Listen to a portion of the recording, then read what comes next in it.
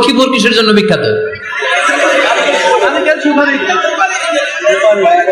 নারিকেল সুপারি।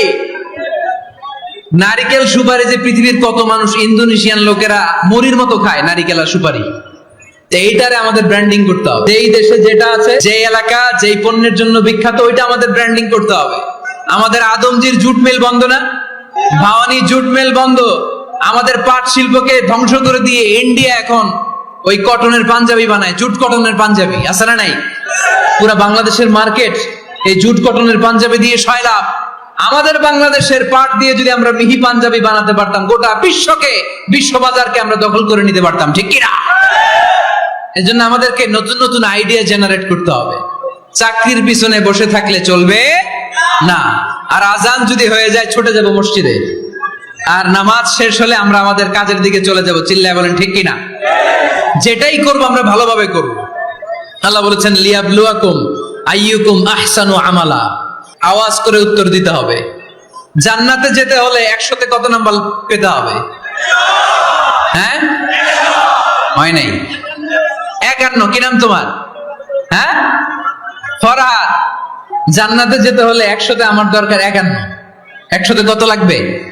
ফাআম্মা মান সাকুলাত মাওয়াজিনুহু ফাহুয়া ফি আইশাতির রাদিয়া। সেদিন মিজানের পাল্লা যার ভারী হয়ে যাবে, সে আনন্দ উৎসবে থাকবে। তো মিজানের পাল্লা ভারী হওয়ার জন্য 100তে আমার কত পাওয়া লাগবে? কত পাওয়া লাগবে? 51 পেলেই হয়ে যাবে। এজন্য আল্লাহ বলছেন লিয়াবলুয়াকুম আইয়ুকুম আহসানু আমালা। যেটাই করবে ভালোভাবে করবে। আল্লাহ এটা পরীক্ষা করতে চান যে আমরা ভালোভাবে কে কতটুকু আমল করেছি। যারা আরবি বোঝেন, আলেম ওলামা, আপনারা জানেন এখানে আল্লাহ বলেননি লিয়াবলুয়াকুম আইয়ুকুম আকসারু আমালা। আল্লাহ এটা দেখতে চান যে তোমাদের মধ্যে থেকে কে বেশি আমল করে। এটা বলছে আল্লাহ? বলে নাই। আল্লাহ বলেছে লিয়াবলুয়াকুম আইয়ুকুম আহসানু আমালা, যে ভালো করে করে। এজন্য আমরা যাই করি না কেন কি করে করব? আওয়াজ করে বলতে হবে। কেমন করে করব? যে কোনো কাজ করো না ভাই, যে কোনো কাজ করো, তা যেন হয় সবার চেয়ে সবচেয়ে সুন্দর। পড়েন, যে কোনো কাজ করো না ভাই, যে কোনো কাজ করো, তা যেন হয় সবার চেয়ে সবচেয়ে সুন্দর। পড়েন, যে কোনো কাজ করো না ভাই, যে কোনো কাজ করো, তা যেন হয় সবার চেয়ে সবচেয়ে সুন্দর। হোক না সেটা পড়া লেখা, রঙের ভাষায় ছবি আঁকা। পড়েন, হোক না সেটা পড়া লেখা, রঙের ভাষায় ছবি আঁকা।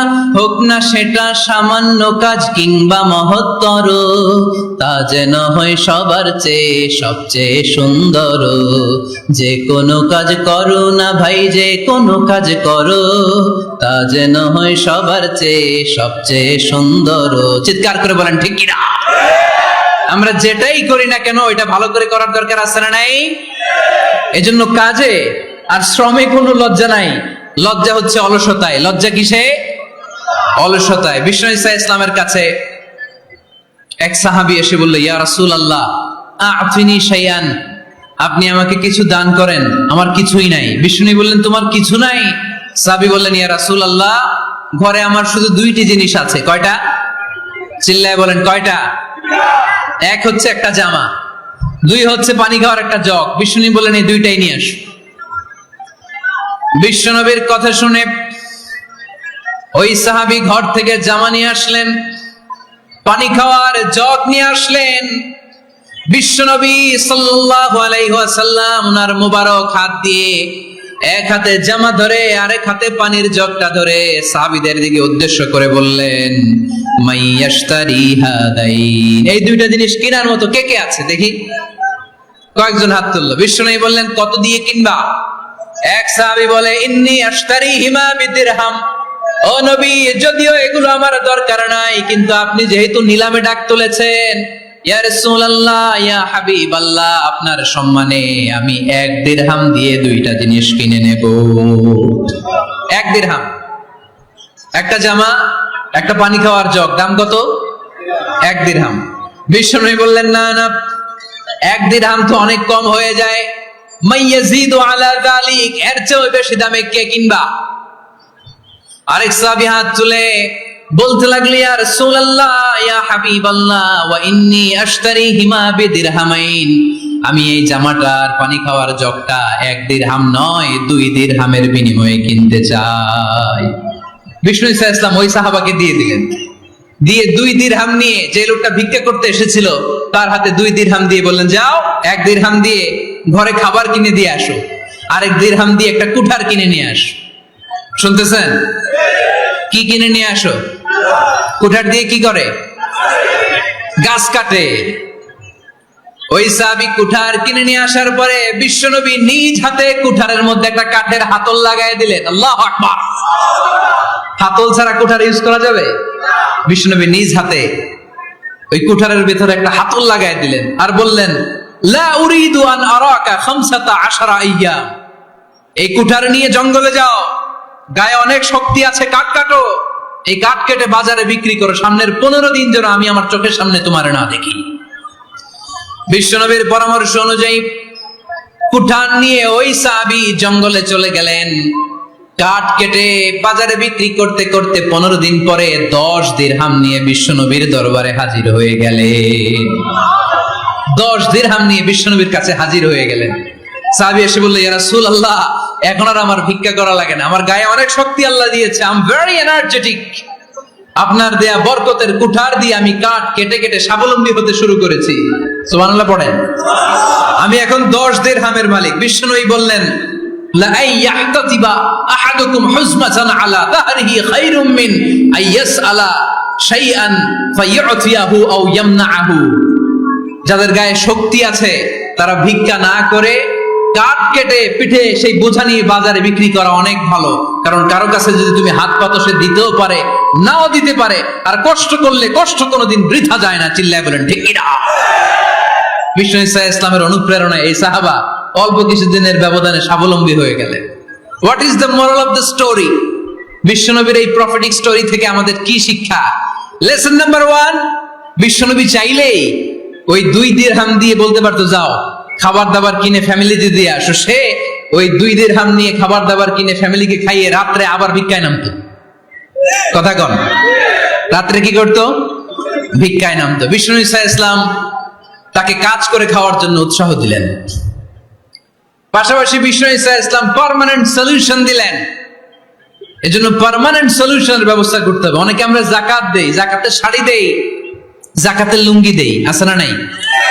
না, যাকাতের শাড়ি যাকাতের লুঙ্গি বলতে কোনো কথা ইসলামে নাই। এগুলো খুব কম দামি শাড়ি, যাদেরকে এগুলো দেয়া হয় তাদেরকে অপমান করা হয়, ঠিক কি না? আল্লাহ বলেছেন, ওয়ালাকাদ কাররামনা বানি আদম, I have dignified the status of the sons of Adam, আমি আদমের সব সন্তানদেরকে সম্মানিত করেছি। সুবহানাল্লাহ পড়েন। আপনাদের চেয়ে সম্মানিত কেউ আছে? মানুষের চেয়ে সম্মানিত গোটা বিশ্বে আর কোনো মাখলুকাত আছে? নাই। এজন্য যাকাতের শাড়ি দেয়া যাবে না, যাকাতের লুঙ্গি দেয়া যাবে না। যাকাতের শাড়ি আপনারা দেখছেন, এটারে একবার ধোয়ার পরে দ্বিতীয়বার পরা যায় না। মশারি কি পাতলা, এর চেয়েও পাতলা। এই জন্য যাকাতের শাড়ি, যাকাতের লুঙ্গি বলতে ইসলামে কোনো পরিভাষা নাই। আপনাকে স্বাবলম্বী করে দেওয়ার চেষ্টা করতে হবে। যারা বিজনেস ম্যাগনেট আছেন, তারা একসাথে হয়ে একটা স্ট্রং যাকাত ম্যানেজমেন্ট প্ল্যাটফর্ম করতে পারে, যেখান থেকে আপনারা বিভিন্ন থানায়, বিভিন্ন গ্রামে বাছাই করে করে কিছু ভাইদেরকে যাকাত দিতে পারেন স্বাবলম্বী করার উদ্দেশ্যে। যেই ফ্যামিলিকে আছে, কি নাম এটার? পল্লী উন্নয়ন ক্লাব। মাশাআল্লাহ, যাকাত ফান্ড দিয়ে বিদেশে লোক পাঠায়। এর চেয়ে সুন্দর পদ্ধতিতে যাকাত বিতরণ আর হতে পারে? যেই লোকটাকে, যেই ছেলেটাকে বিদেশে পাঠানো হয়েছে, ওই ফ্যামিলিটা আর কোনোদিন যাকাতের শাড়ি নেওয়ার জন্য লাইনে দাঁড়াবে? যেই ছেলেটাকে ওনারা অস্ট্রেলিয়ান গাভী কিনে দিছে, দুধ বিক্রি করে যেই ফ্যামিলিটা স্বাবলম্বী হতে শুরু করেছে, তারা আর কোনোদিন যাকাতের লাইনে যেয়ে দাঁড়াবে না।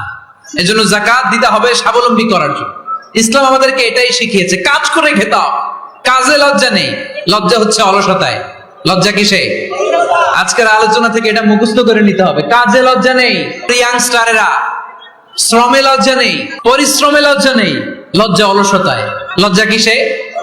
আরো জোরে। নবীরা কি এমনি এমনি বসে বসে খাইছে? কঠিন পরিস্থিতিতেও নবীরা পরিশ্রম করে উপার্জন করা লেগেছে, ঠিক কিনা?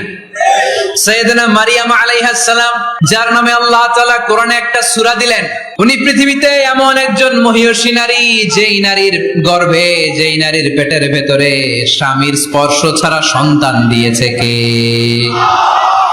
সাইয়েদনা ঈসা আলাইহিস সালাম পেটে আসলেন, মারিয়াম আলাইহিস সালাম লজ্জা পেলেন।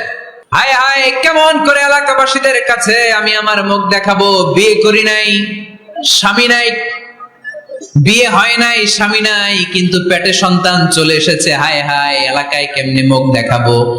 লজ্জায় পড়ে মারিয়াম আলাইহিস সালাম এলাকা থেকে চলে গেলেন। কি অবাক করা কাণ্ড! বাচ্চা ভূমিষ্ঠ হওয়ার জন্য, বড় হওয়ার জন্য 6 মাস 7 মাস লাগে নাই, পেটে বাচ্চা আসার সাথে সাথে বাচ্চাটাকে বড় করে দিয়েছে কে? সাইয়েদাতুনা মারিয়াম আলাইহিস সালাম এবার বসে বললেন, বুঝতে আরম্ভ করলেন প্রেগন্যান্সির পেইন উঠেছে। হঠাৎ করে পেট থেকে বাচ্চা ভূমিষ্ঠ হয়ে যাওয়ার পরে উনি কাঁপতে আরম্ভ করলেন। ক্ষুধার চোটে খাবার কিছু নাই, সামনে ঝর্ণা, উপরে একটা খেজুর গাছ। সাইয়েদনা ঈসা আলাইহিস সালামকে কোলে নিয়ে মনে মনে ভাবে, হায় রে, কেউ যদি একটু খেজুর পেড়ে দিত, এই ক্ষুধার মুহূর্তে আমি খেজুর খেয়ে পেটের ক্ষুধা নিবারণ করতাম। রব্বুল আলামিন মারিয়ামকে উদ্দেশ্য করে আয়াত নাজিল করে দিলেন, ওয়া হুজ্জি ইলাইকি বিজিযিন নাখলাতি তুসাকিত আলাইকি রতাবান জানিয়া। কোরআন সাক্ষী, হুজ্জি ইলাইকি বিজিযিন নাখলা, এর মানে হচ্ছে মারিয়াম, কেউ পেড়ে দিবে না, একটু কষ্ট করে হাতটা উঁচু করে খেজুরের ডালা ধরে ঝাঁকুনি মারো, কষ্ট সে কাঁচা পাকা খেজুর নিচের দিকে পড়বে, তারপর তুমি তুলে খাবে। সুবহানাল্লাহ পড়েন। আল্লাহ চাইলে অটোমেটিক্যালি কারামাত হিসেবে খেজুরগুলো নিচে ফেলতে পারতেন না? কথা কোন? খেজুরগুলো অটোমেটিক্যালি নিচের দিকে পড়ছে? পড়ে নাই। আল্লাহ শিক্ষা দিয়েছে, যেই পরিস্থিতিতে থাকো না কেন, তোমাকে শ্রম ব্যয় করে কষ্ট করে তোমার উপার্জন করতে হবে, রিজিকের বন্দোবস্ত করতে হবে। চিল্লায় বলেন ঠিক কিনা? ইসলাম আমাদেরকে এটাই শিখিয়েছে, কাজে লজ্জা নাই। আবার বিশ্বনবী বললেন, ইন কামাতিস সাআ ওয়া ফি ইয়াদি আহাদিকুম ফাসিলাতুন, তোমাদের কারো হাতে যদি একটা চারা বীজ থাকে, সে যদি দেখে কিয়ামত হতে শুরু করেছে, ফা ইন ইসতাতা আন ইয়াগরিসাহা ক্বাবলা আন তাকুমাস সাআ ফালইয়াগরিসহা, কারো হাতে একটা চারা বীজ নিয়ত করেছে, চারা বীজটা রোপণ করবে, ইন দা মিন টাইম দেখলো কিয়ামত হতে শুরু করেছে, বিশ্বনবী বললেন, যদি তোমার সুযোগ থাকে কিয়ামত হওয়ার আগে চারা বীজটা রোপণ করে দাও। কথা বুঝতে পেরেছেন? আপনার হাতে একটা চারা বীজ, আপনি প্ল্যান করেছেন এই চারা বীজটা রোপণ করবেন, ইন দা মিন টাইম দেখলেন কি হওয়া শুরু হয়েছে? ইদা জুলজিলাতিল আরদু জিলজালাহা, দ্য বিগেস্ট আর্থকোয়েক, ভূমিকম্প শুরু হয়েছে, কিয়ামত হয়ে যাবে। বিশ্বনবী বললেন, কিয়ামত হইতেছে ওদিকে, আর তোমার হাতে যদি চারা বীজ থাকে, দেরি করো না, কিয়ামত তোমার কাছ পর্যন্ত আসার আগে সুযোগ পেলে চারা বীজটা রোপণ করে দাও। ইসলাম শিখিয়েছে শেষ নিঃশ্বাস পর্যন্ত তোমাকে লড়ে যেতে হবে। এই পৃথিবীতে কেউ কাউকে জায়গা করে দেয় না, জায়গা করে নিতে হবে। এই পৃথিবীটা, the life is not a bed of roses, এটা ফুল বিছানো কোনো ফুল সজ্জা নয়, এটা কণ্ঠকাকীর্ণ। কেউ আপনার স্পেস করে দিবে না, কেউ আপনাকে সুযোগ করে দিবে না, কেউ আপনার জায়গা করে দিবে না, বরং আপনি জায়গা করে নিলে টাইনা নিচে নামাবে। কথা বলেন? এজন্য কখনো অলসতাকে স্থান দেয়া যাবে। রাসূল বাত্তালি, দুক্কানু শয়তান, অলস মস্তিষ্ক শয়তানের আড্ডা। অলস যদি কেউ থাকে, এটারে টেনে বেঁধে কাজে নামাবেন, পারা যাবে? আমরা আজকে অলসতাকে নো বলে যাবে মাহফিল থেকে। অলসতাকে আমরা কি বলবো? আওয়াজ করে বলতে হবে, অলসতাকে কি বলবো আমরা? মুমিনের জীবনে কোনো অলসতা নাই। অলস হয় মুনাফিকরা। অলস হয় কারা? চিল্লায় বলতে হবে। মুমিনরা অলস হয়? অলস হয় কারা? এজন্য কোরআনে আল্লাহ একথাও বলে দিলেন, ওয়াইদা কামু ইলাস সালাতি কামু কুসালা ইউরাউনান নাসা ওয়ালা ইয়াযকুরুনাল্লাহা ইল্লা কালিলা। সুবহানাল্লাহ পড়েন। মুনাফিকরা যখন মানুষকে দেখানোর জন্য নামাজে যায়, ওই নামাজে তাদের ইখলাস নাই, ওই নামাজের ভেতরে তাদের কোনো খুশু খুদু নাই, ওই নামাজের ভেতরে আছে শুধু অলসতা। ওই নামাজে কি আছে? কিন্তু আমরা যখন নামাজে যাই, আমাদের অলসতা আছে? আমরা নামাজ পড়লে আমাদের হৃদয়টারে সজীব করে দেয় কে? আমরা ওযু করলে আমাদের মনটাকে চাঙ্গা করে দেয় কে? আমরা মসজিদে ঢুকলে হৃদয়টাকে প্রাণবন্ত করে দেয় কে? মুমিন তো নামাজে গেলে চাঙ্গা হয়, মুমিন ওযু করলে চাঙ্গা হয়। বিষ্ণু ঈসা ইসলাম বললেন, ইয়াকিদু শাইতানু আলা কাফিয়াতি রাসি আহাদিকুম ইদা নাম। খেয়াল করে শুনবেন ভাইরা, চমৎকার একটা হাদিস। আমরা যখন ঘুমোতে যাই, শয়তান আমাদের প্রত্যেকের মাথার পিছনে 3টা অলসতার গিট মারে। কয়টা? আওয়াজ করে বলেন। 3টা অলসতার গিট মারে। ইয়াকিদু শাইতানু আলা কাফিয়াতি রাসি আহাদিকুম সালাসা উকাদ। 3টা গিট মারে যখন আমরা ঘুমোতে যাই। অলসতার 3টা গিট মেরে আমাদের কানের সামনে এসে ফিসফিস করে মন্ত্র পড়তে থাকে, আলাইসা লাইলুন তাওয়িলুন ফারকুদ, আলাইসা লাইলুন তাওয়িলুন ফারকুদ। বিশাল লম্বা রাত, ঘুমাও। অনেক সময় আছে, ঘুমাও। রাত 5টা বেজে যাচ্ছে, তাহাজ্জুদের সময় শেষ হয়ে যাচ্ছে, তখনও শয়তান বলে রাত অনেক লম্বা, ঘুমাও।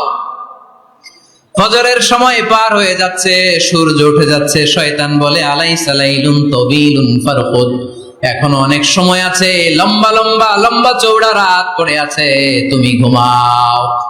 বিশ্বনবী বললেন, ফাইনিস্তাইকাযা ওয়া যাকারাল্লাহ ইনহাল্লাত উকদা।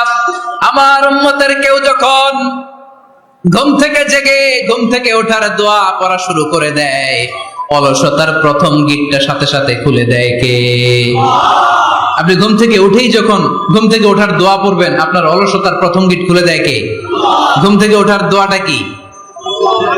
আলহামদুলিল্লাহিল্লাযী আহইয়ানা বা'দা মা আমাতানা ওয়া ইলাইহিন নুশুর। প্রশংসা সে আল্লাহ, যে আল্লাহ আমাদেরকে লম্বা একটা ঘুম শেষে, মৃত্যু শেষে আমাদেরকে ঘুম থেকে উঠালেন। এই দোয়াটা পড়ার সাথে সাথে শয়তান যে 3টা গিট মারছে, ওই 3টার একটা খুলে দেয় কে? ফাইন তাওয়াদ্দা ইনহাল্লাত উকদা। ঘুম থেকে জেগে ঘুমের দোয়া পড়ার পরে যখন কেউ ওযু করে ফেলে, অলসতার দ্বিতীয় গিটটাও খুলে দেয় কে? ওযু করার পরে ফাইন সাল্লাত ইনহাল্লাত উকদা, নামাজের মুসল্লায় দাঁড়িয়ে যখন নামাজ শুরু করে দেয়, অলসতার 3 নাম্বার গিটটাও খুলে দেয় কে? 3টা গিট যখন খুলে দেয়, বিষ্ণু ঈসা ইসলাম বললেন, ফাসবাহা নাশীতাল কলব। নাশীত, তখন মুমিন বান্দা সজীব হয়ে ওঠে, প্রাণবন্ত হয়ে ওঠে, উচ্ছ্বসিত হয়ে ওঠে। ওয়া ইল্লা খাবিসান নাফসি কাসলান। আর যদি ঘুমিয়ে থাকে, 3টা গিট তার মাথার পেছনে শয়তানের অলসতার লেগে থাকে, তাহলে তার দিনটা শুরু হয় অলসতা দিয়ে, আর সে হয় অলসতার রাজা। চিল্লা এখন ঠিক কিনা? এজন্য আমরা কি অলস হতে চাই না কর্মঠ হতে চাই? কোন নবীরা কি অলস ছিলেন? পৃথিবীতে কোন নবী অলস ছিলেন? সব নবী কর্মঠ ছিলেন। বিষ্ণু ঈসা ইসলাম বললেন, মা বাআসাল্লাহু নাবিয়্যান ইল্লা রাআল গানাম। এই পৃথিবীতে এমন কোন নবী নাই যেই নবী বকরি চড়ায় নাই। পৃথিবীতে এমন কোন নবী নাই যেই নবী কি চড়ায় নাই? ছাগল চড়ায় নাই। সাহাবারা বললেন, ইয়া রাসূলুল্লাহ আনতা কাযালিক, আপনিও ছাগল চড়াইছেন? বিষ্ণু ঈসা ইসলাম বললেন, না, আমিও ছাগল চড়িয়েছি। ওয়া ইন্নী আরআহা আলা কারারিতি আহলি মক্কা, আমি তো মক্কাবাসীদের অল্প কিছু পয়সার বিনিময়ে তাদের ছাগলগুলোকে চড়িয়ে দিতাম। সুবহানাল্লাহ পড়বেন না? বিষ্ণু ঈসা ইসলাম ছাগল চড়াতেন। ছাগল চড়ানো সহজ কাজ না কঠিন কাজ? কেন কঠিন এটা? হ্যাঁ, টেরা খুঁটি মারে। হ্যাঁ, কি করে? বসে থাকতে হয়। তো ছাগল যারা পালে তারা জানে ছাগল পালা কত কষ্ট। ওরে ডানে টান দিলেও কই যায়? রশি ধরে বায়ে টান দিলে কই যায়? সামনে টানলে কই যায়? পিছনে টানলে কই যায়? সারা সপ্তাহ আপনি সময় পান না এটারে গোসল করাবেন। ভাবলেন আজকে জুমার দিন আমিও গোসল করি, এটারও গোসল করাই। এটারে আপনি পুকুর ঘাটে নিবেন, টান দিয়েছেন, ওর বাপের কিরা ও 1 ইঞ্চিও সামনে যাবে না। ঠিক কি না? এই টেরা প্রাণী আল্লাহর কি কি মহিমা! আল্লাহ তাআলা পৃথিবীর সবচেয়ে শ্রেষ্ঠতম মানুষদেরকে ছাগল চড়িয়ে ছেড়েছেন। ঠিক কি না? মা বাআসাল্লাহু নাবিয়্যান ইল্লা রাআল গানাম। এই পৃথিবীতে এমন কোন নবী ছিল না যে নবীরা ছাগল চড়ায় নাই। আল্লাহ বুঝাতে চাইলেন, ছাগল চড়ানো অনেক কষ্টের কাজ, অনেক ধৈর্যের প্রয়োজন। এখন নবীরা তোমরা ছাগল চড়াও, কিছুদিন পর ছাগলের চেয়েও টেরা জাতি মানুষ চড়াইতে হবে। মানুষের মধ্যে টেরা আছে না নাই? ভালো বললে ভালোটা বুঝে না, ডানে যেতে গেলে বায়ে যায়, বায়ে যেতে বললে ডাইনে যায়, এরকম আছে না নাই? সম্মানিত ভাইয়েরা, সমস্ত আম্বিয়া আলাইহিমুস সালাম ওনারা কর্মঠ ছিলেন। সাইয়েদনা আদম আলাইহিস সালাম নিজ হাতে চারা গাছ রোপণ করে চাষাবাদের কাজ করেছেন, সুবহানাল্লাহ পড়েন। সাইয়েদনা ইব্রাহিম আলাইহিস সালাম চাষাবাদের কাজ করেছেন। সাইয়েদনা দাউদ আলাইহিস সালাম নিজ হাতে যুদ্ধের জন্য যে পোশাক পরতে হয়, যেটা পরলে গায়ের মধ্যে ছুরি মারলেও ঢুকে না, ওই শিরস্ত্রাণ বানিয়েছেন, নিজ হাতে তলোয়ার বানিয়েছেন, সুবহানাল্লাহ পড়েন। সাইয়েদনা মুসা আলাইহিস সালাম ছাগল চড়িয়েছেন। সাইয়েদনা মুসা আলাইহিস সালামের মেজাজ নরম না গরম? নবীদের মধ্যে সবচেয়ে বেশি মেজাজওয়ালা নবী ছিলেন মুসা আলাইহিস সালাম। উনিও 8 থেকে 10 বছর সাইয়েদনা শুআয়ব আলাইহিস সালামের এরিয়াতে ছাগল চড়িয়েছেন। চিল্লায় বলেন সুবহানাল্লাহ। এজন্য নবীরা যেহেতু কাজ করেছেন, কর্মঠ ছিলেন, আমরাও কর্মঠ হব, ঠিক কিনা? সাহাবারাও কর্মঠ ছিলেন, বিশ্বনবীর সাহাবারাও ব্যবসা করতেন। সাইয়েদনা আবু বকরের বিশাল ব্যবসা প্রতিষ্ঠান ছিল, সুবহানাল্লাহ পড়েন। আপনারা হজ উমরা করেছেন কে কে দেখি? করছেন? মাশাআল্লাহ। যারা করে নাই আল্লাহ তাদেরকে আল্লাহর ঘর জিয়ারতের তুমি নসিব করো, আমিন। বিশ্বনবীর মাকবারার সামনে দাঁড়িয়ে আমরা যেন সালাম পেশ করতে পারি, তুমি নসিব করো, আমিন। বাইতুল্লাহ শরীফে এবং মসজিদ নববীতে আমরা যেন সালাত আদায় করতে পারি, আল্লাহ তুমি নসিব করো, আমিন। সাইয়েদনা আবু বকর রাদিয়াল্লাহু তাআলা আনহুর ব্যবসা প্রতিষ্ঠান ছিল মক্কা কাবা ঘরের পাশেই। উনার ব্যবসা প্রতিষ্ঠানগুলো যেখানে ছিল ঠিক ওইখানেই সৌদি সরকার এখন শপিং মল বানিয়ে দিয়েছে, মাতজার আবু বকর। মক্কা শহরের যেখানে বহিরাগতরা এসে ওখানে ছাগল, ওখানে ঘোড়া, উট এগুলো রাখতো, আস্তাবল রাখতো, ঘোড়া আর উট যেখানে রাখা হতো ঠিক ওই জায়গায় সৌদি সরকার ওটার পার্কিং লট বানায় দিচ্ছে।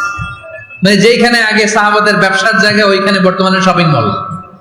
যেখানে আগের সময়কাল সাহাবারা উট আর ঘোড়া রেখে বাঁধতো, ওইখানে এখন গাড়ি ঘোড়া রাখার ব্যবস্থা করা হয়েছে। সাইয়েদনা আবু বকর অনেক বড় ব্যবসায়ী ছিলেন। ওনার নিজ টাকা দিয়ে হাবাসা থেকে আসা সাইয়েদনা বেলালকে তিনি 20,000 স্বর্ণ মুদ্রা দিয়ে উমাইয়া ইবনে খালাফের কবল থেকে তিনি মুক্ত করেছেন। সাইয়েদনা উসমান যুন্নুরাইন বড় ব্যবসায়ী ছিলেন।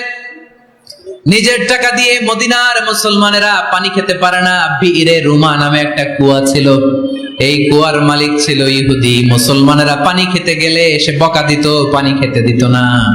বিশ্বনবী বললেন, আমার সাহাবীদের মধ্যে এমন কি কেউ নাই নিজের অর্থায়নে বিইরে রুমা কিনে মুসলমানদেরকে দিয়ে দিবে? সাইয়েদনা উসমান যুন্নুরাইন বলল, ইয়া রাসূলুল্লাহ, আপনার খেদমতে আমি হাজির। মুহূর্তের মধ্যে সাইয়েদনা উসমান যুন্নুরাইন নিজের অর্থায়নে বিইরে রুমাটা কিনে মুসলমানদের জন্য সদকা করে দিয়েছে। তো ব্যবসা না করলে, কর্মঠ না হলে, উপার্জন না হলে সদকা করা যাবে? চিল্লায় বলেন, করা যাবে? সুনানে তিরমিজির বর্ণনা, বিষ্ণু ঈসা ইসলাম মক্কা থেকে যত সাহাবারা হিজরত করে মদিনায় এসেছে, মদিনাতে কোন না কোন সাহাবার সাথে বিশ্বনবী ভ্রাতৃত্বের বন্ধনে আবদ্ধ করে দিয়েছে, সুবহানাল্লাহ পড়েন। এজন্য মক্কা থেকে যারা এসেছে এদেরকে বলে মুহাজির, এদেরকে কি বলে? আর মদিনায় যারা ছিল এদেরকে বলে আনসার, এদেরকে কি বলে? আওয়াজ করে উত্তরে দিবেন। মক্কা থেকে যারা এসেছে তাদের নাম মুহাজির, আর যারা মদিনার সাহাবী তাদের নাম আনসার। মক্কা থেকে হিজরত করে যে সমস্ত সাহাবারা এসেছিল তারা ছিল মদিনার মেহমান। বিশ্বনবী এক এক মক্কার সাহাবীকে মদিনার এক এক সাহাবীর সাথে ভ্রাতৃত্বের বন্ধনে আবদ্ধ করে দিলেন। আব্দুর রহমান ইবনে আউফ রাদিয়াল্লাহু তাআলা আনহু, ওনার সাথে ভ্রাতৃত্বের বন্ধনে যে সাহাবীকে বিশ্বনবী আবদ্ধ করে দিলেন, ওনার নাম হচ্ছে সাআদ ইবনে রাবিয়া। কি নাম?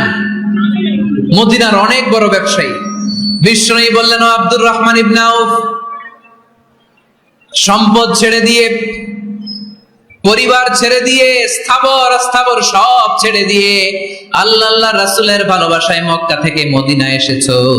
মদিনায় তোমার চিন্তা নাই, সাদ ইবনে রবিকে আমি তোমার ভাই বানিয়ে দিলাম। সাদ ইবনে রবি তোমার আপন ভাইয়ের মতো। সাদ ইবনে রবি বলল, আব্দুর রহমান, জীবনে তোমারে কোনোদিন দেখি নাই, তোমারে আমি চিনি না, তোমার নাম শুনি নাই, কিন্তু বিশ্বনবী তো তোমার দায়িত্ব আমাকে দিয়েছে। আমার চেয়ে বড় ধনী এই মদিনার মধ্যে দ্বিতীয় কেউ নাই। আজ থেকে তুমি আমার ভাই, আজ থেকে তুমি আমার কি? আল্লাহ আমাকে যত সম্পত্তি দান করেছে তার অর্ধেক সম্পত্তি আমি তোমার নামে দিয়ে দিলাম। ও আব্দুর রহমান ইবনে আউফ, শুধু তাই নয়, রব্বুল আলামিন আমাকে 2 জন স্ত্রী দিয়েছে। কয়জন? তুমি দেখো আমার কোন স্ত্রীকে তোমার বেশি ভালো লাগে, যার নাম তুমি বলবে সাথে সাথে আমি তারে তালাক দিয়ে দিব। তার ইদ্দত পালন শেষে তুমি তাকে বিয়ে করে তোমার সাথে নিয়ে যাবা। সুবহানাল্লাহ। কারণ বিশ্বনবী তোমার দায়িত্ব আমার কাছে দিয়েছে, তুমি আমার ভাই, আমি মদিনার সবচেয়ে বড় ধনী, আমার অর্ধেক সম্পদ আমি তোমারে দিয়ে দিব, আমার 2 স্ত্রীর 1 স্ত্রীকে তোমারে দিয়ে দিব। সাইয়েদনা আব্দুর রহমান ইবনে আউফ এই কথা শুনে অবাক হলেন। অবাক হয়ে উনিও এক অবাক কথা বললেন। উনি বললেন, লা হাজাতা লি ফি ইয়া আখি, ও আমার প্রাণের ভাই, তোমার কথা শুনে আমার হৃদয়টা ভরে গিয়েছে, কিন্তু তোমার সম্পদেরও দরকার আমার নাই, তোমার স্ত্রীরও দরকার আমার নাই। বারাকাল্লাহু ফি মালিক ওয়া লি আহলিক, আল্লাহ তোমার মালেও বরকত দেখ, তোমার সম্পদেও বরকত দেখ, তুমি শুধু একটু কষ্ট করবা। কি কষ্ট? দুল্লানি আলা সুক, show me the way to the market. তুমি মদিনায় কোনো মার্কেট আছে কিনা, শপিং মল আছে কিনা, ব্যবসা প্রতিষ্ঠান আছে কিনা আমারে দেখায় দাও। সুবহানাল্লাহ পড়ো। আমরা হইলে কি করতাম? একজনকে যদি বলা হয়, ভাই আপনি এখন থেকে ভাই, আমার অর্ধেক সম্পদ আপনারে দিয়ে দেব, কি করবে? পায়ের উপর পা তুলে খাবে আর বলবে, কি আনন্দ আকাশে বাতাসে, ঠিক কিনা? এরপর যদি বলি, ভাই আমার 2 বউ, যেটারে সুন্দর লাগে বলেন তালাক দিয়ে দেই, নিয়ে যান, কি বলবে? কি আনন্দ আকাশে বাতাসে। আল্লাহ রাসূলের সাহাবী আব্দুর রহমান ইবনে আউফ বললেন, লা হাজাতা লি ফি, আমার দরকার নেই। দুল্লানি আলা সুক, just show me the way to market, এখানে মার্কেট কই আছে দেখায় দাও। অবাক হয়ে গেলেন সাদ বিন রাবিব, বললেন, ও আব্দুর রহমান ইবনে আউফ, ঠিক আছে, তুমি যদি নিতে না চাও তোমারে আমি জোর জবরদস্তি করব না। শুনে রাখো, মদিনাতে ইহুদিদের কয়নুকার একটা বাজার আছে। এই কথা বলার সাথে সাথে আব্দুর রহমান ইবনে আউফ চলে গেলেন। এর পরের দিন অল্প কিছু পনির আর ঘি দিয়ে ব্যবসা শুরু করলেন। পনির আর ঘিয়ের ব্যবসা করতে করতে করতে করতে ব্যবসায় তিনি এত লাভ করলেন, উনি বললেন, আমি যদি কখনো মদিনার বালুর মধ্যে হাত দিতাম, ওই বালুটারও সোনা বানায় দিত কে? দুল্লানি আলা সুক। কর্মঠ যুবক ভাইরা, এ আব্দুর রহমান ইবনে আউফ আমাদের প্রেরণা। উনি অন্যের ঘাড়ে পাড়া দিয়ে খেতে চায় নাই, আরেকজনের উপর ডিপেন্ডেন্ট বা নির্ভরশীল হতে চায় নাই। তিনি স্বাবলম্বী হওয়ার শিক্ষা, লেসন কিয়ামত পর্যন্ত গোটা বিশ্বের যুবকদের জন্য রেখে গিয়েছে। চিল্লায় বলো ঠিক কিনা? দুল্লানি আলা সুক, show me the way to market. Market কোথায় দেখাও। পনির আর ঘি নিয়ে ব্যবসা করতে করতে কয়েক মাসের ব্যবধানে ইতিহাস সাক্ষী সাইয়েদনা আব্দুর রহমান ইবনে আউফ মদিনার বিশাল বড় বিজনেস ম্যাগনেটে পরিণত হয়ে গেলেন। চিল্লায় পড়েন আল্লাহু আকবার। এজন্য ব্যবসার ভিতরে বরকত ঢুকিয়ে দিয়েছে কে? বিষ্ণুই বললেন, আত-তাজিরা সাদুকাল আমিন মা'আন নাবিয়্যিন ওয়াস সিদ্দীকিন ওয়াশ শুহাদা'i ওয়াস সালিহিন। আমানতদার ব্যবসায়ী তারা সাধারণ কোনো মানুষ নয়, কিয়ামতের দিন নবীদের সাথে হাসর হয়ে যাবে। আপনারা যারা ব্যবসা করেন, এটা সাধারণ বিষয় নয়। বিষ্ণু সাল্লাল্লাহু আলাইহি ওয়াসাল্লাম নিজেও ব্যবসায়ী ছিলেন। ওনার জীবনের প্রথমে তিনি খাদিজা রাদিয়াল্লাহু তাআলা আনহার ব্যবসার স্টাফ হয়ে কাজ শুরু করেছেন, এরপর নিজে ব্যবসা শুরু করেছেন। এরপরে খাদিজাতুল কুবরা রাদিয়াল্লাহু তাআলা আনহা সব সম্পত্তি বিয়ের পরে বিশ্বনবীর পায়ের সামনে ঢেলে দিয়েছেন। বললেন, ইয়া রাসূলুল্লাহ, এই সম্পদ আমি আপনাকে দিয়ে দিলাম, আপনি ইচ্ছামতো দিনের প্রয়োজনে খরচ করেন। সুবহানাল্লাহ পড়েন। এজন্য বিষ্ণু ঈসা ইসলাম আমাদের জন্য উপমা, আব্দুর রহমান ইবনে আউফ আমাদের জন্য উপমা। যারা ব্যবসা করেন তারা বিষ্ণু ঈসা ইসলামের সুন্নাহ পালন করছেন। আত-তাজির আস-সাদুক আল-আমিন। বিষ্ণুই বললেন, সত্যবাদী আমানতদার ব্যবসায়ী, যে ব্যবসা করতে যে মিথ্যা কথা বলে না। অনেক ব্যবসায়ীরা আছে পণ্য চালানোর জন্য মিথ্যা কথা বলে আর কসম কাটে, আছে না নাই? এমনটা করা যাবে? সকালবেলা স্ত্রীরে বলে, এই গরুগুলা বিক্রি করবো, তুই একটা দাম কত কমো? স্ত্রীরে শিখাই দিচ্ছে, এই গরুর দাম তুই 40,000। তো বউ বলে, ঠিক আছে, দাম কইলাম 40,000। তো এরপরে বাজারে যখন গরু বিক্রি করতে যায়, একজন যখন বলে যে ভাই এটা 30,000 টাকা দিয়ে কিনবো, ভাই আল্লাহর কসম সকালে একজন 40,000 দাম কইছে, আমি দেই নাই। আছে না নাই? কৌশল করে বউরে শিখাইছে, সকালে তুই দাম তো 40,000। তো বাজারে যায়, সকালে একজন দাম করছে, দাম করে কইছে 40,000 দেই নাই, আপনার 30,000 কেমনে দেই? এরকম ডাকাইত আছে না নাই? আরে নাই, আমি কই নাই, এরা কই আছে। সম্মানিত ভাইয়েরা, এজন্য আজকের মাহফিল থেকে আমরা যেটা শিখলাম সেটা হচ্ছে, পরিশ্রমে কোনো লজ্জা আছে? আমরা কাজ করে খাবো, ঠিক কিনা? Never under estimate any job. যুবক ভাইয়েরা শুনতেছ? এরকম আওয়াজ করতে হবে, কান খাড়া করে শুনো। Never under estimate any job. কোন চাকরিকে ছোট করে দেখা যাবে, whether it's small or big, you don't care. এটাতে কেয়ার করা যাবে না। ছোট্ট চাকরি পাইলেই ঢুকে যাবা, বড় অফার আসলে পরে ঢুকবা। এটা ছোট কাজ, এটা হোটেলের ওয়েটার, এটা ছোট্ট স্টাফ, এটা কেরানি না, কাজ কাজই। কাজের মধ্যে কোনো ছোট বড় নাই। খেটে খাওয়া মানুষকে বিশ্বনবী অনেক সম্মান করতেন। বিষ্ণু ঈসা ইসলাম খেটে খাওয়া মানুষদেরকে এত ভালোবাসতেন, বিদায় হজের মতো এত গুরুত্বপূর্ণ ভাষণও এই মেহনতি মানুষদের কথা বাদ যায়নি। সুবহানাল্লাহ পড়বেন না? দিনটা ছিল জুমাবার। বিষ্ণু ঈসা ইসলাম আরাফাতের ময়দানে দাঁড়িয়ে ঐতিহাসিক একটা ভাষণ দিলেন। এই ভাষণের নাম হলো বিদায় হজের ভাষণ। এই বিদায় হজের ভাষণেও খেটে খাওয়া মানুষের কথা বিশ্বনবী বাদ দেয় নাই। বিশ্বনবী বলেছেন, আরিক্কাকুম, খবরদার, অধীনস্থ কর্মচারীদের সাথে খারাপ আচরণ করো না। আতঈমুহুম মিম্মা তাকুলুন ওয়াকসুহুম মিম্মা তালবিসুন। খবরদার, মনে রেখো, তোমরা যা খাবে তোমাদের অধীনস্থ কর্মচারীদেরও তা খাওয়াবে, তোমরা যা পড়বে তাদেরও তা পড়াবে। বিশ্বনবী শেষ নিঃশ্বাস ত্যাগ করে যাওয়ার আগে যেই কয়েকটা কথা বলেছিলেন তার মধ্যে মেহনতি মানুষদের জন্য কথা আছে না নাই? বিষ্ণু ঈসা ইসলাম যখন শেষ নিঃশ্বাস ত্যাগ করবেন, তিনি বলেছিলেন, আসসালাত আসসালাত, উম্মতেরা, নামাজ নামাজ নামাজ ছেড়ে দিও না, নামাজ তরক করো না, নামাজ কাজা করো না। আর বলেছিলেন, ওমা মালাকাত আইমানুকুম, অধীনস্থ কর্মচারীদের সাথে খবরদার খারাপ আচরণ করো না। যারা কর্মচারীদের সাথে খারাপ আচরণ করে, যারা মানুষের কাছ থেকে শ্রম নিয়ে কাজ করিয়ে টাকা দেয় না, কিয়ামতের দিন তাদের বিরুদ্ধে মামলা দায়ের করবে কে? কে করবে? হাদিসে কুদসি সাক্ষী বিষ্ণু ঈসা ইসলাম বলেন, আল্লাহ তাআলা ফরমান, আনা খাসমুহুম সালাসাতুন আনা খাসমুহুম ইয়াউমাল কিয়ামা। তিন শ্রেণীর ব্যক্তির বিরুদ্ধে আল্লাহ বলেন, আমি নিজেই কিয়ামতের দিন মামলা দায়ের করব। I will be against them in the day of judgment. Three categories of people, I will be against them in the day of judgment. তিন শ্রেণীর লোক কিয়ামতের দিন তারা ছাড় পাবে না। আল্লাহ বলেন, আমি নিজেই তাদের বিরুদ্ধে মামলা দায়ের করব। এর মধ্যে এক শ্রেণীর লোক হচ্ছে রাজুলুন ইস্তাআজারা জিরান ফাস্তাউফা মিনহু ওয়া লাম ইয়াতি আজরা। একজন শ্রমিক ভাড়া করে তার কাছ থেকে কাজ নিয়েছে, কিন্তু তার পারিশ্রমিক আদায় করে নাই। এরকম আছে না নাই? দাপট দেখায়, দাপট দেখায় ইউনিভার্সিটির ক্যান্টিন গুলোতে। ইউনিভার্সিটির ক্যান্টিনে যে খায় মাগার বিল দেয় না, এরকম টাকায় আছে না নাই?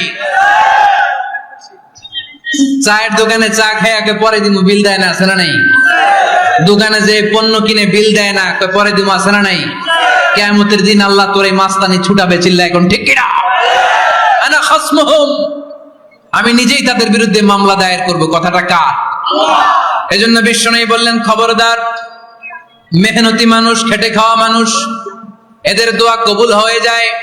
আতুল আজিরা আজরাহু ক্বাবলা আন ইয়াজিফা আরাকুহু। খবরদার, বিশ্বনবী বললেন, শ্রমিকের ঘাম শুকিয়ে যাওয়ার আগে তাদের পারিশ্রমিক মিটিয়ে দাও।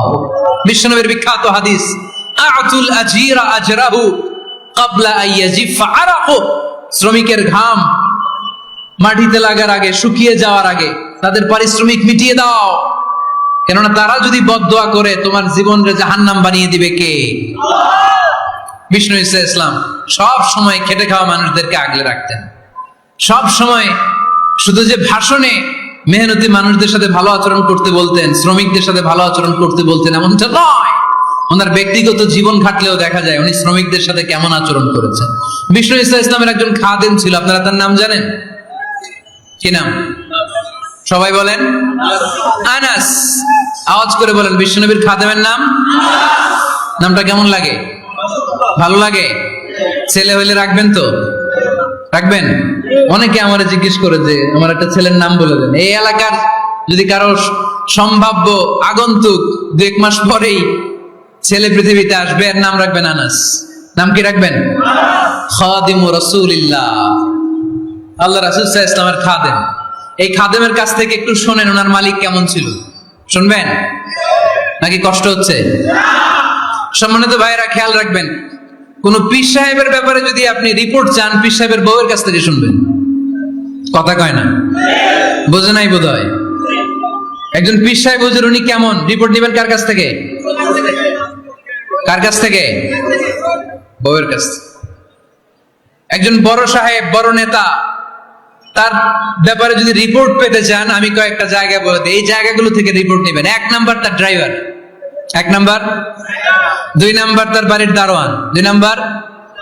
3 নাম্বার তার খাদেম, 3 নাম্বার। 4 নাম্বার তার ঘরের কাজের মেয়ে, 4 নাম্বার। এদের কাছ থেকে আসল রিপোর্ট পাওয়া যায়, ঠিক কিনা?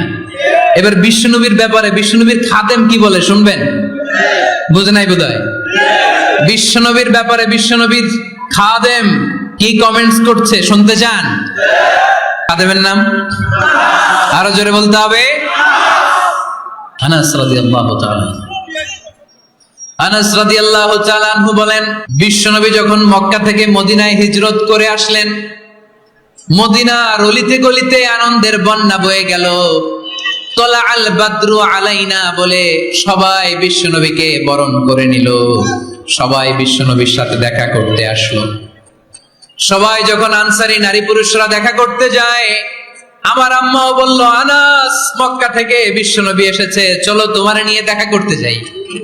আনাসের মা, আনাস রাদিয়াল্লাহু তাআলা আনহু তখন খুব ছোট্ট, তিনি যে দেখে মানুষের ভিড়ে আনাসকে নিয়ে সামনে যাওয়া যায় না। আর তিনি দেখলেন মদিনার অলিতে গলিতে মানুষের ভিড়, আনসারী, আবাল বৃদ্ধ বনিতা, নারী পুরুষ সবাই বিশ্বনবীর সাথে দেখা করছে।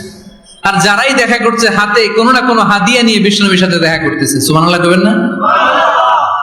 আনসারী যত সাহাবারা বিশ্বনবীর সাথে দেখা করতে এসেছে, কি নিয়ে আসছে? কথা কয় না। তাহাদাও তাহাব্বু, হাদিয়া দাও, একে অপরকে হাদিয়া দাও, তোমাদের মধ্যে ভালোবাসার বন্ধনকে বাড়িয়ে দিবে কে? আনাসের মা বললেন, আমি মানুষ ধাক্কাতে ধাক্কাতে বিশ্বনবীর সামনে পর্যন্ত গেলাম, যে দেখি সবাই বিশ্বনবীর হাদিয়া দেয়। আমি বিশ্বনবীর সামনে যে কাঁদো কাঁদো স্বরে বললাম, ইয়া রাসূলুল্লাহ, ইয়া হাবিবাল্লাহ, লাম ইউবকি রাজুলুন ওয়ালা ইমরাআতুন মিনাল আমসার ইল্লা ক্বাদ আতহাফাকা বিতুহফা। ও নবী, আমি দেখতে পেয়েছি আনসারী এমন কোন নারী নাই, এমন কোন পুরুষ নাই যে আপনাকে আপনার হাতে কোনো না কোনো হাদিয়া দেয় নাই। ওয়া ইন্নী লা আকদিরু আলা যালিকা মা উতহিফুকা বি। কিন্তু ইয়া রাসূলুল্লাহ, ইয়া হাবিবাল্লাহ, আমার কাছে তো কোনো টাকা নাই, আমার কাছে কোনো পয়সা নাই, আমার ঘরে এমন কোনো জিনিস নাই যে জিনিসটা আমি আপনারে হাদিয়া দেব, ইল্লা ইবনি হাদা, আমার এই নার ছেড়া ধন কলিজার টুকরা সন্তান আনাস ছাড়া। ও আখিরি জামানার পয়গম্বর, আমি আমার কলিজার টুকরা আনাসকে আপনারে হাদিয়া দিয়ে দিলাম। ইয়া রাসূলুল্লাহ, মদিনার আনসারী এমন কোন নারী পুরুষ কেউ তো বাকি নাই যে আপনাকে হাদিয়া দেয় নাই, সবাই তো হাদিয়া দিল। কথাটা শুনতেছিলেন?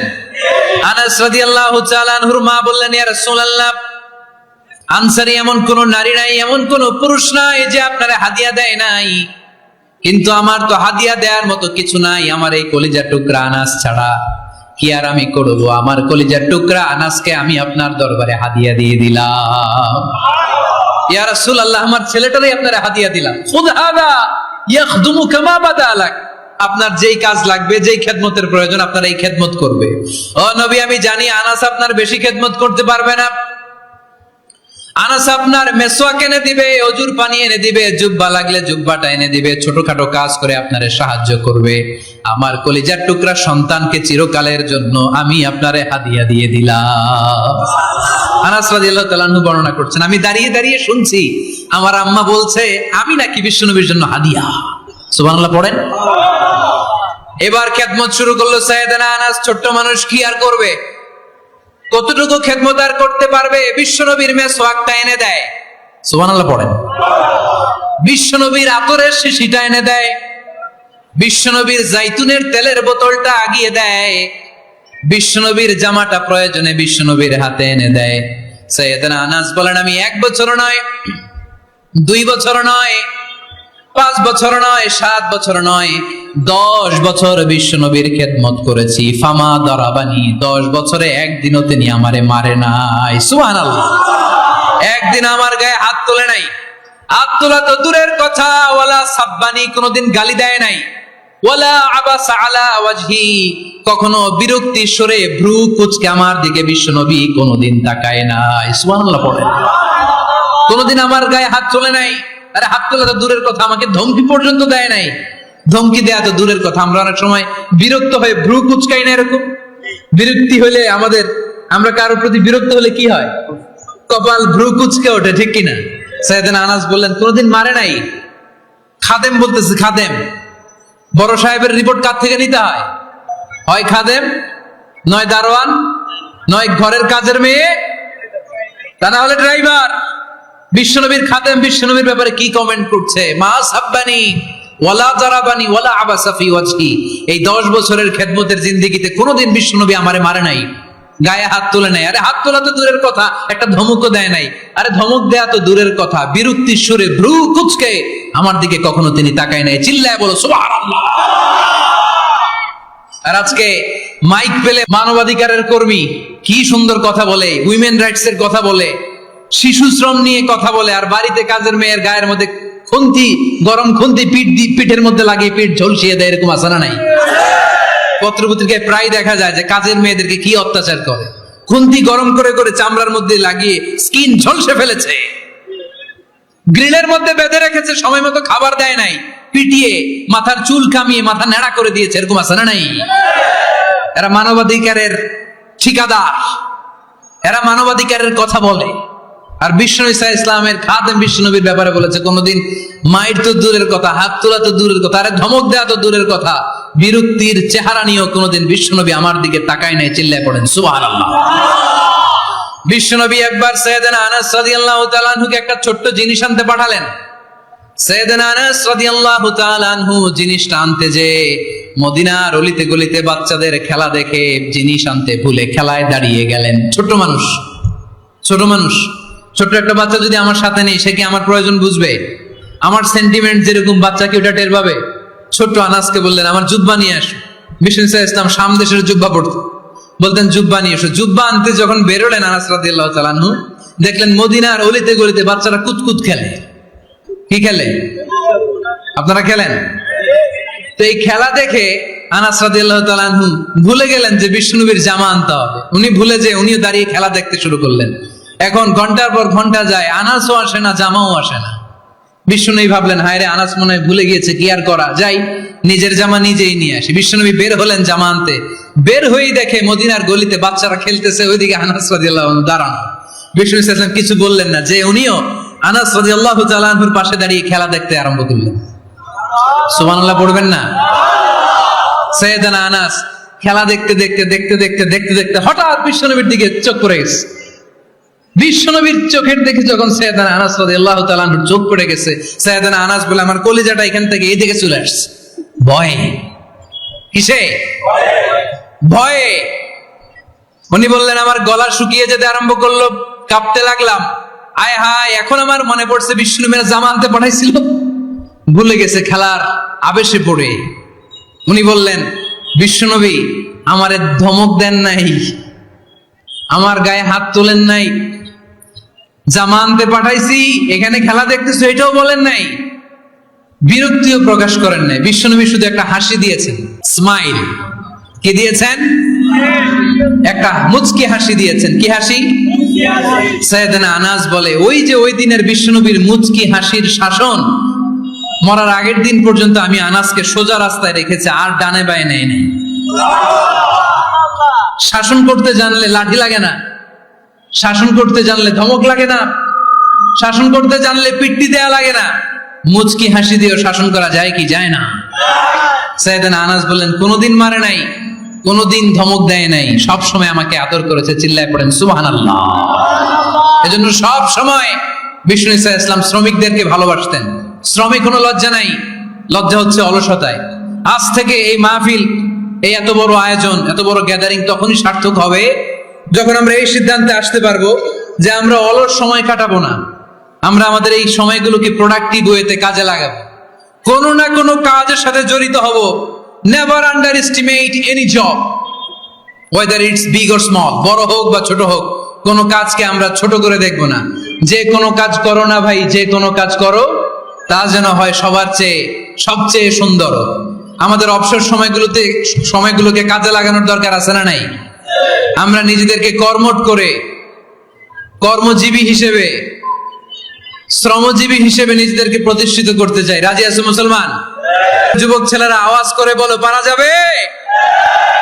লজ্জা কিসে? লজ্জা কিসে?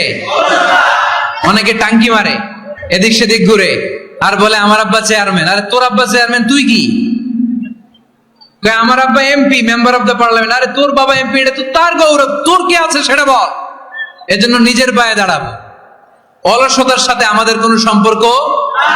আজকের এই মাহফিল থেকে আমরা অলসতা, অকর্মণ্যতাকে নো বলে দিলাম। অলসতাকে আমরা কি বললাম? আরো জোরে বলতে হবে, অলসতাকে কি বলবো? আর সব সময় কর্মঠ থাকবো, এনার্জেটিক থাকবো, নিজের পায়ে দাঁড়াবো, আইডিয়া জেনারেট করব, এন্টারপ্রেনার হওয়ার চেষ্টা করব, নতুন নতুন উদ্যোক্তা হওয়ার মাধ্যমে আমরা আমাদের নিজেদের ভাগ্য পরিবর্তনের চেষ্টা করব। কারণ আল্লাহ বলেছেন, ইন্নাল্লাহা লা ইউগাইয়িরু মা বিকাউমিন হাত্তা ইউগাইয়িরু মা বিআনফুসিহিম। আল্লাহ তাআলা ততক্ষণ পর্যন্ত কোন জাতির ভাগ্যের চাকার পরিবর্তন করে না যতক্ষণ পর্যন্ত ওই জাতি নিজে নিজের ভাগ্যের চাকার পরিবর্তন করতে না চায়। চিল্লা এখন ঠিক কিনা? লাকাদ খালাকনাল ইনসানা ফি কাবাদ। আমি মানব জাতিকে কষ্ট সহিষ্ণু আর কর্ম সহিষ্ণু করে তৈরি করেছি। স্রষ্টা আমাদেরকে সৃষ্টি করে এক সংগ্রামে ঠেলে দিয়েছে। এখানে সংগ্রাম না করলে বেঁচে থাকা যায়? আমাদের সংগ্রামটা শুরু হয়েছে যখন আমরা মায়ের পেট থেকে বেরিয়েছি, ঠিক কিনা? একটা বাবার স্পার্মের মধ্যে 2 কোটি যদি শুক্রাণু না থাকে, সেখান থেকে সন্তান হয় না। তার মানে এই 2 কোটি শুক্রাণুর মধ্য থেকে আপনি একজন সফল মানুষ, যিনি বাকি 2 কোটির মধ্যে থেকে সব শুক্রাণুগুলোকে হারিয়ে আপনি সফল হতে পেরেছেন। সেখান থেকে দুনিয়ার বুকে আপনি যখন এসেছেন, আপনাকে সংগ্রাম করে আসতে হয়েছে। যারা সিজারের মাধ্যমে পৃথিবীতে আসে তাদের এই সংগ্রামটা থাকে না, কিন্তু যারা নর্মাল প্রসেসে পৃথিবীতে আসে তাদের প্রচন্ড সংগ্রাম করে, প্রচন্ড চাপা খেয়ে পৃথিবীতে আসতে হয়, ঠিক কিনা? কারণ আমাদের সাইজ ছিল অনেক বড়। আমাদের মায়ের যে অঙ্গটা দিয়ে আমরা পৃথিবীতে আসব, ওই জায়গাটা ছিল খুবই সরু। আমাকে সংগ্রাম করে, আমাকে যুদ্ধ করে, আমার নিজের অস্তিত্বের প্রমাণ দিয়ে চিৎকার মেরে এই পৃথিবীতে আসতে হয়েছে। চিল্লায় বলো ঠিক কিনা? এজন্য এই পৃথিবীর বুকে আমরা যতদিন থাকবো সংগ্রাম করে বাঁচতে হবে, ঠিক কিনা? পরিশ্রমে লজ্জা আছে? লজ্জা কিসে? মনে থাকবে লেলেরা, যে আয়াত দিয়ে শুরু করেছি সে আয়াত দিয়ে শেষ করছি। যখন সালাতের সময় হয় মসজিদে যাব, আর সালাত যখন শেষ হয় তখন মসজিদের বাইরে আমরা কাজে নেমে পড়বো। রাজি আছি তো? ফাইদা কুদিয়াতিস সালাতু ফান্তাশিরু ফিল আরদি ওয়াবতাগু মিন ফাদলিল্লাহ ওয়া যিকুরুল্লাহা কাসীরান লাআল্লাকুম তুফলিহুন। যখন তোমাদের সালাত শেষ হয়ে যায় তখন তোমরা কর্মস্থলে ছড়িয়ে পড়ো, আল্লাহর রিজিক তালাশ করো, তাহলে তোমাদেরকে সফল বানাবে কে? আল্লাহ আমাদের সবাইকে কথাগুলো বুঝার ও আমল করার তৌফিক দান করুক। আমরা পড়ি আমিন। সুবহানাকাল্লাহুম্মা বিহামদিকা আশহাদু আল্লা ইলাহা ইল্লা আনতা আস্তাগফিরুকা ওয়া আতুবু ইলাইক।